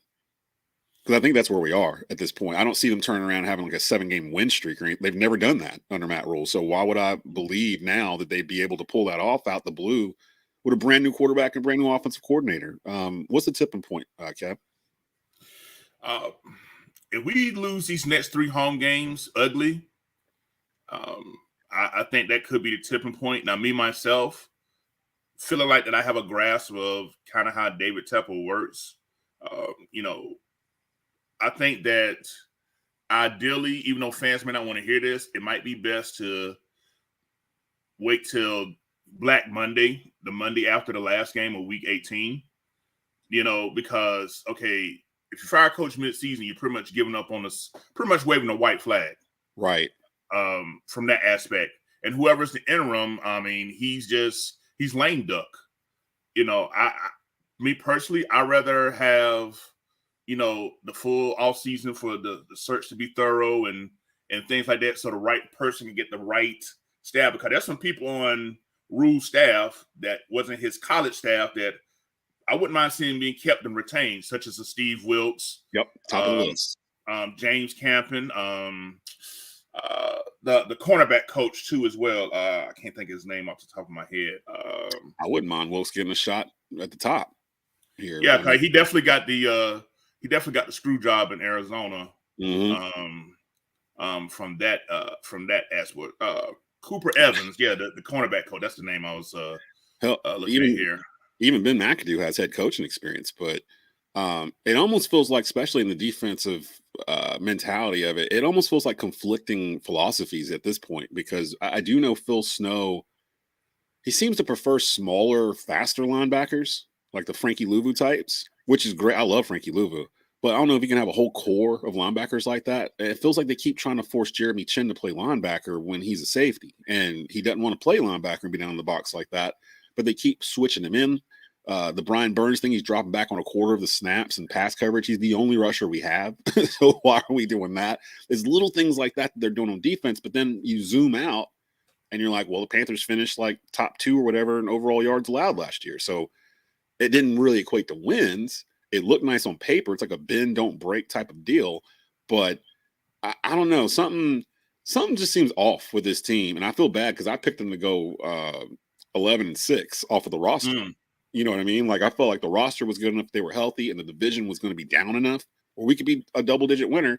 But the 3 games that I expected us to win were the past 2 weeks and this Sunday. So it's like, you can't get there if you're going to lose these games by 3 points or less or whatever every single week out. Real quick before you get out of here, though, your thoughts on Baker Mayfield. Do you feel like Baker shoulders any responsibility for this, or how have you felt about Baker in terms of his start?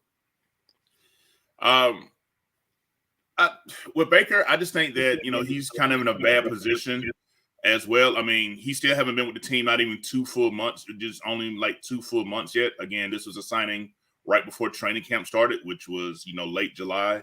And then the split reps. I just think that the whole split rep things with Sam Darnold, with the first team, I think that's a hindrance. Just like I thought the split reps with Ike Ekwonu, our rookie left tackle, with Brady Christensen, because if you notice, those 2 are the ones that's kind of having slow starts at the moment right now with the reps. I will eat a little bit of crow. I will say Pat Elflein has been surprisingly better at center than I thought he would be. Sometimes it helps to switch the guys around him a little bit, maybe a little bit more cohesion. I was wrong about Elflein a little bit too. He's been playing pretty well. I do want to see Bozeman, when he's ready on the field. He's still the upgrade, but Pat's done well. Yeah, and probably wouldn't want to be heard, but I think Cade Mays would be an upgrade over right guard over Corbett. But that's just me. I just see the nastiness, not seeing Corbett, be for someone who's got a reputation as a strong pass blocker. I saw him put on skates several times against the Giants. I know he didn't give up any sacks, but pressure and just giving up a lot of space quickly. When the All-22 came out Tuesday morning, I saw that. I was like, whoa. But but back to Baker, though, I think Baker is going to hit a stride where he's going to play really well. I just hope that this vanilla play calling, play design by McAdoo somehow gets better. If we can use talents like what's up with Terrence Marshall Jr., why he's not getting any reps? Higgins, Higgins, Baker's buddy from Cleveland, why he's not getting the reps? The dude we traded from Jacksonville, Chenault, why he's not getting any reps? I just feel like we just need to vary our personnel groupings. I see a lot of 11 personnel. However you want to rotate it. Shy Smith got more targets than, DJ Moore. That's not a knock against Shy Smith because, again, Des, when you watch the film, Shy Smith is like losing his man in coverage. Like, he's getting separation. So I have no problem with that. But, at the same time, what DJ just got the big contract extension, feed that man. Give him the ball. I mean, this shouldn't be this hard. It really should not be this hard. Line him up in the backfield. I don't know if you saw that tweet by John Ellis earlier this morning. He showed a clip where when against Dallas, where the Panthers had both McCaffrey and Moore in split shotgun set, and Moore scored a touchdown from the game last year. Oh, yeah, I remember that. Yeah. Yeah, so, use your best players. Use your best players. It's not hard. Put the ball in McCaffrey's basket, throw it to DJ Moore, let Burns rush. Like all this stuff is just basic stuff. Just do the basics and stop trying to overthink everything. This ain't college. You're not playing Texas Tech. Like, you don't have to worry about, you know what I mean? Like right. You got the dudes. You got the guys. Let them do their thing. I got to get you out of here. I got David Grubb from Bleav in States coming up here, plus Ryan Frick, the host of Tapouts and Touchdowns that you can catch on Tobacco Road Sports Radio during the week. Follow my man Kev. Tell him your socials and everything where they can go and check out 4-Man Rush's work. Yeah, always you can check us online. We got our website, the 4manrush.com. You can go to our website there. Also, you can find us there on our Twitter handle, 4 OURMANRUSH. And you can follow me, Country Kev 64MR as well. 4MR _Country Kev as well. So, just check us out. And if you enjoy football with a little bit of laughs and petty, come check us out. I'm always there for the petty. So definitely check them out. Some of the best in the business, the 4-Man Rush. Kevin Avery, one of the members there. Appreciate you, brother. I'm sure we're going to have more to talk about with the Panthers as the season goes along. So I'll definitely have you back on real soon. Look forward to it, Des. Great job you're doing yourself. Take care, bro. Appreciate you, brother. Coming up, David Grubb from the Bleav in Saints podcast will join us. He'll give us a preview of the Saints and what's going on with them. They got a lot of guys on the injury report this week, so we'll talk a little bit with him. And Ryan Frick, host of Tapouts and Touchdowns, we'll get in a little bit of dangerous 0-2 teams and surprise 2-0 teams in the NFL. Rounding the bases here, heading towards the top of the hour, Clemson versus Wake Forest at the top of the hour at noon. Don't forget, we have A&T versus South Carolina State on Tobacco Road Sports Radio later on tonight, 6:30 pregame, 7 o'clock kickoff with Donald Ware. We'll be back in just a bit. You listen to The Rundown.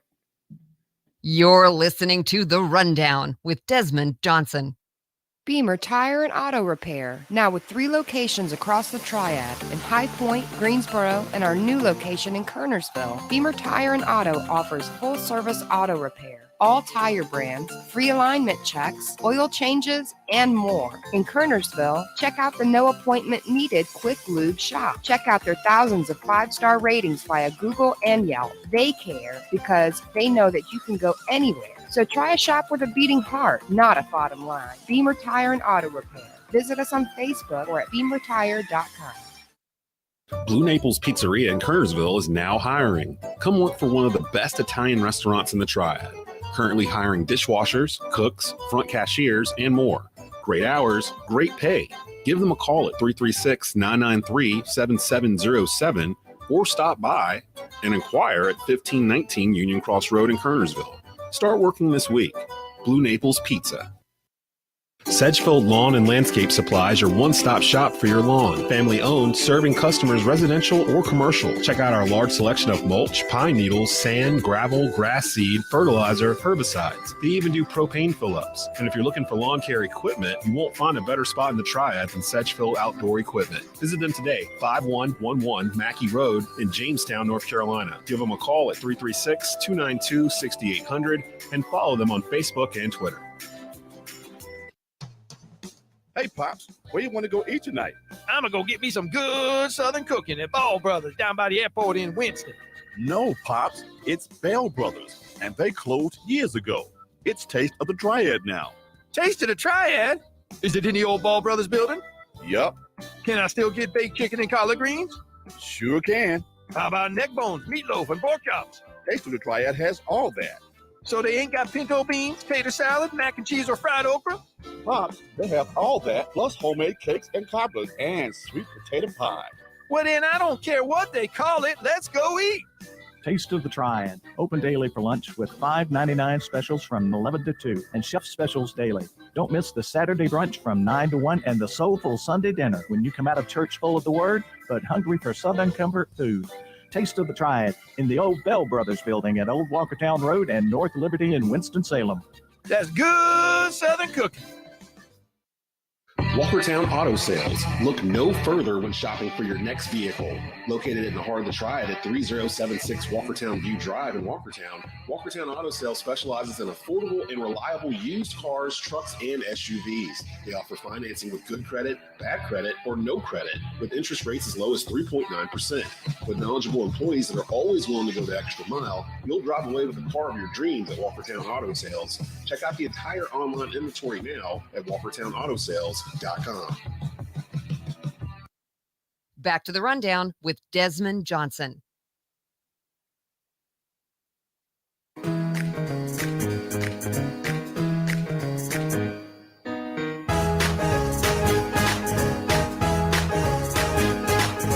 Welcome back into the rundown here on TobaccoRoadSportsRadio.com and WWBG 1470 AM in the Triad, Greensboro, Winston-Salem, High Point.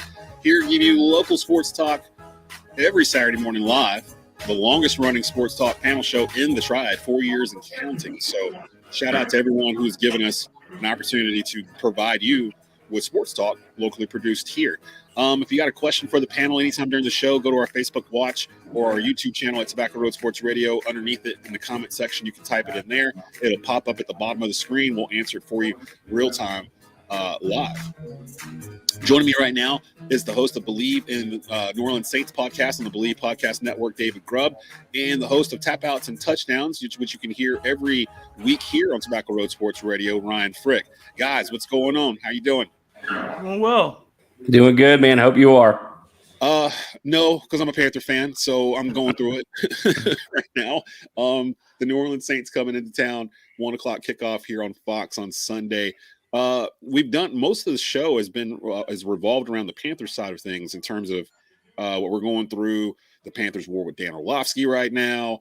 All this extra stuff going on where the Panthers are getting nitpicked to death. I want to know a little bit about the Saints. David, give us a preview of what's going on with the Saints here and Jameis Winston in particular. I saw you guys had a lot of guys on the injury report. What's the biggest storyline for the Saints coming into Charlotte on Saturday, or excuse me, on Sunday? Well, they're looking healthier. Pretty much everybody should be available. How much they participate in the game on Sunday is up in the air. But certainly Jameis is expected to start. Alvin Kamara is expected to play. So those are big things. Paulson Adebo, who missed the first 2 games of the season, and who the Saints really counted on, a guy who was exceptional as a rookie. So he should be back in some capacity this week, which is good news for the Saints. I think the biggest concern, though, is Jameis's back. I mean, quite frankly, when you've got 4 fractures in your back, I don't care where they are. I think that it affects how you throw the football, how you plant. And the Saints have not done a great job in protecting Jameis.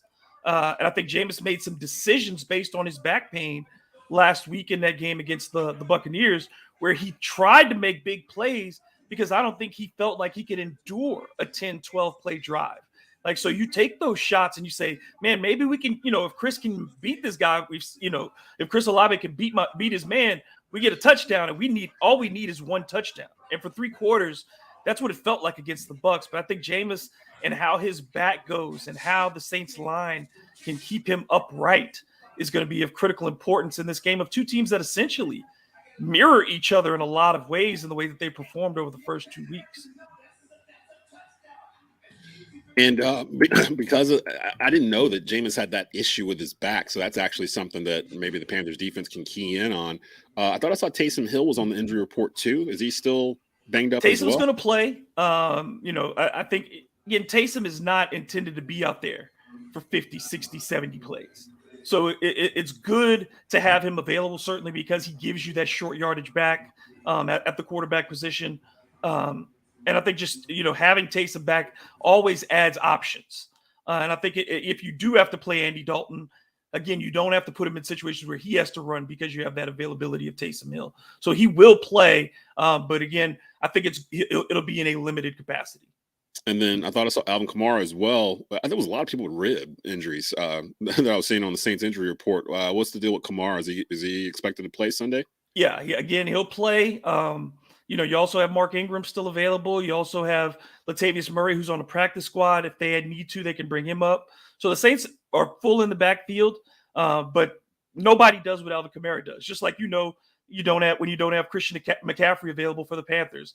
Having that back who can do things in and out of the backfield, who can make those catches in space and make people miss and can turn any 5-yard gain into a 50-yard gain. Having Alvin Kamara available for 20 plays is certainly better than not having him available at all. Yeah, I would agree with that. Kamara's been a thorn in our side for a number of years. Panthers versus Saints.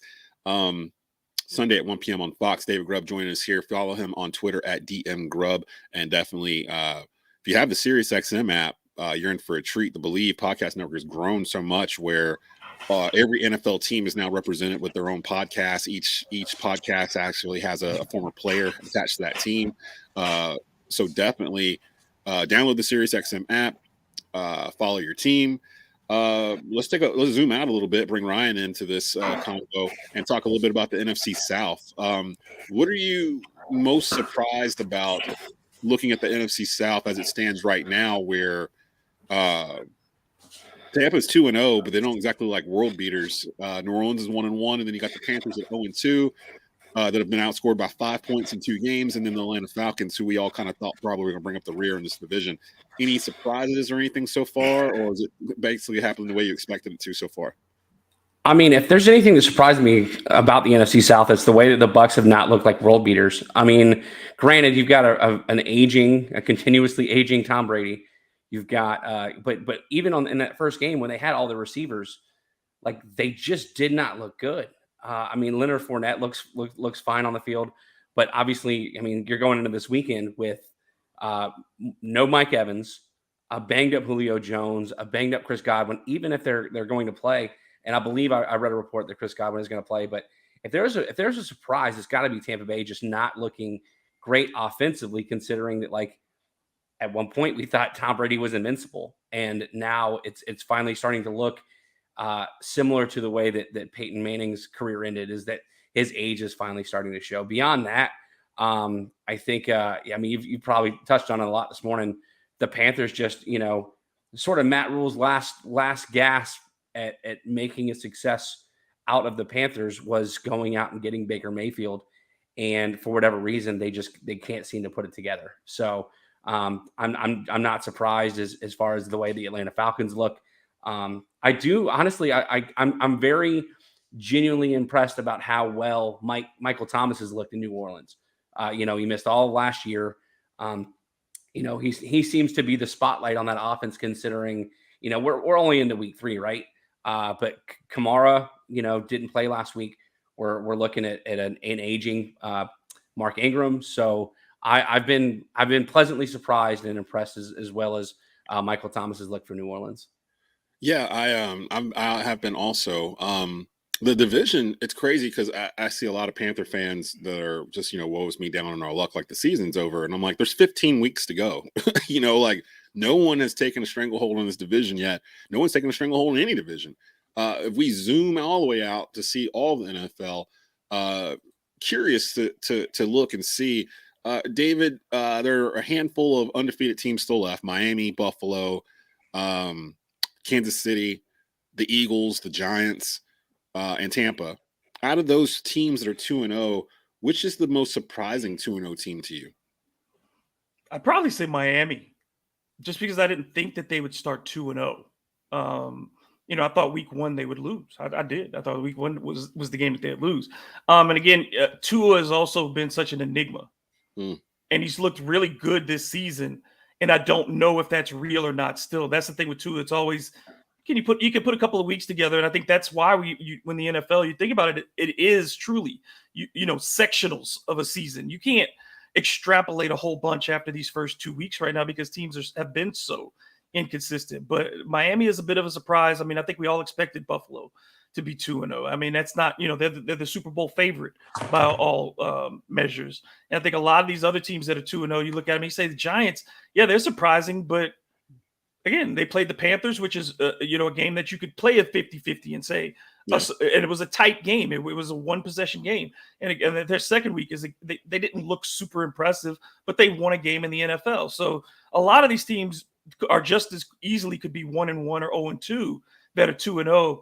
But I think Miami being 2-0, they needed to be 2-0. You know, they needed this because I think their confidence over the last decade, you're trying to find those moments of when you had something to be positive about at the beginning of a season. It almost, you know, last year, even when they went on the big winning streak, it was after such a huge disappointment of a start. So I think Miami, to get off to a good start, is something that's not normal for them. Ryan, who's your surprise 2-0 team out of that batch so far?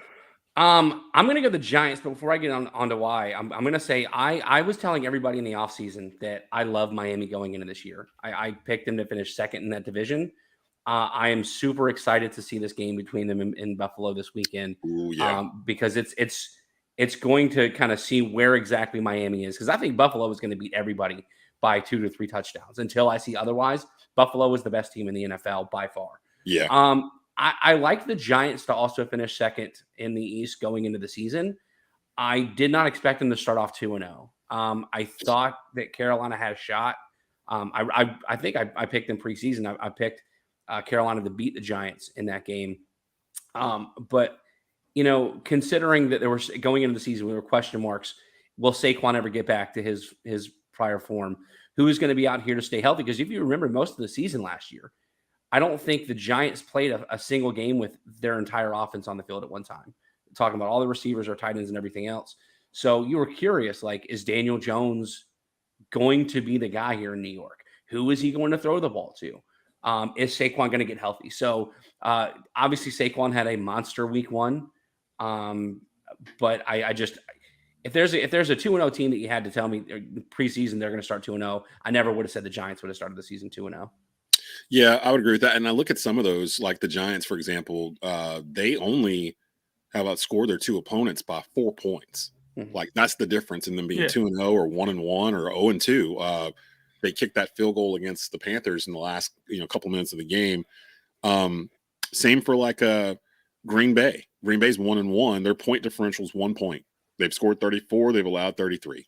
Like, it's literally like right down the line for a lot of these teams as we get into week 3 of the NFL season. Same question, but in reverse. There are some 0-2 teams that are in the league right now. Cincinnati, Tennessee, the Las Vegas Raiders, the Atlanta Falcons, and the Carolina Panthers. Out of that group of teams, which team is the most dangerous 0-2 team going forward? Dave, let's start with you.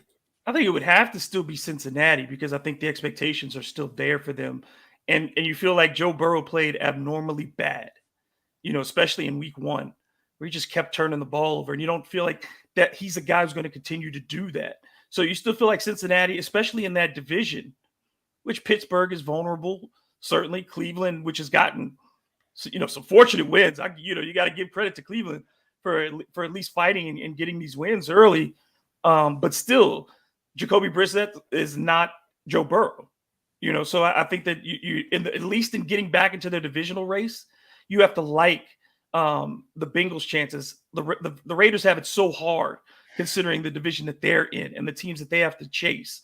You don't like to be 0-2 chasing the Chiefs and the Chargers, and some of these other 0-2 teams you look at and you're like, well, the Falcons, you expect them to be, first year, a quarterback you really didn't want, in Mariota, that you were taking in and saying, maybe he can be something for us while we find our franchise quarterback, guy who hadn't started in 3 years.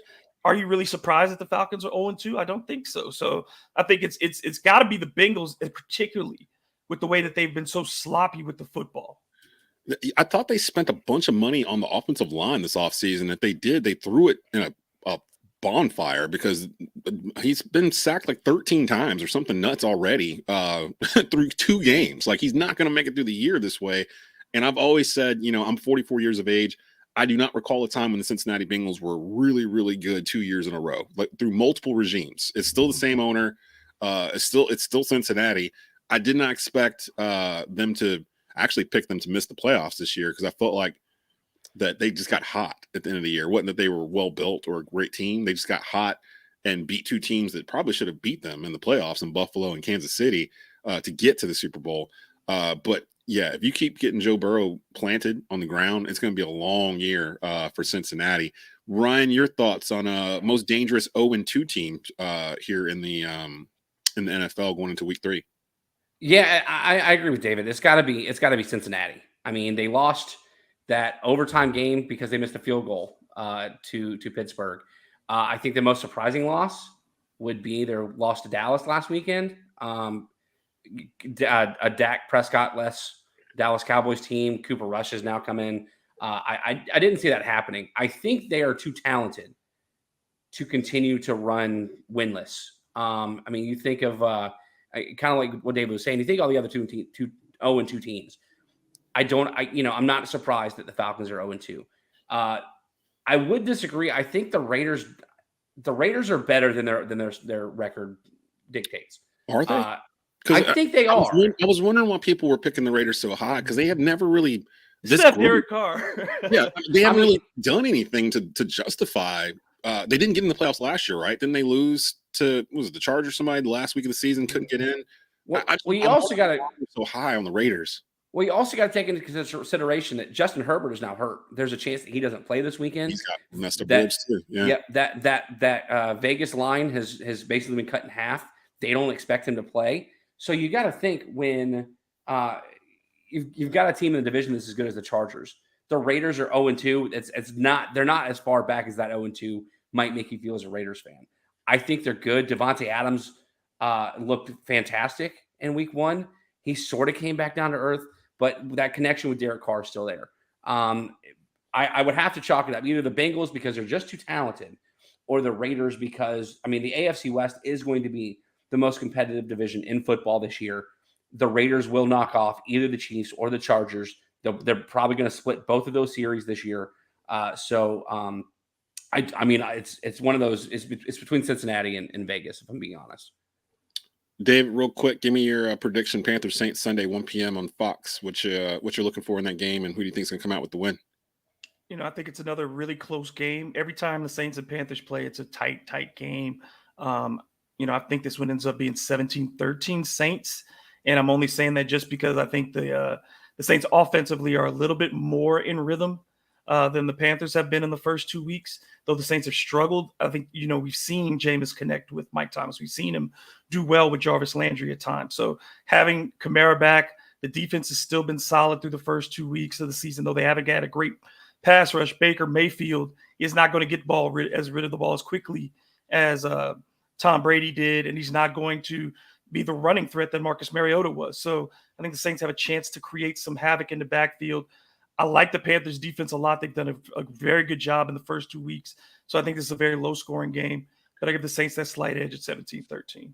If they get to that 17, that apparently is the magic number in the Matt Rhule era because he is 1-25 when the Panthers allow 17 points or more in his tenure here at Carolina. He's 9-1 in games where the Panthers allow 17 or allow 16 or less, which is kind of a nutty statement, but it is what it is at this point.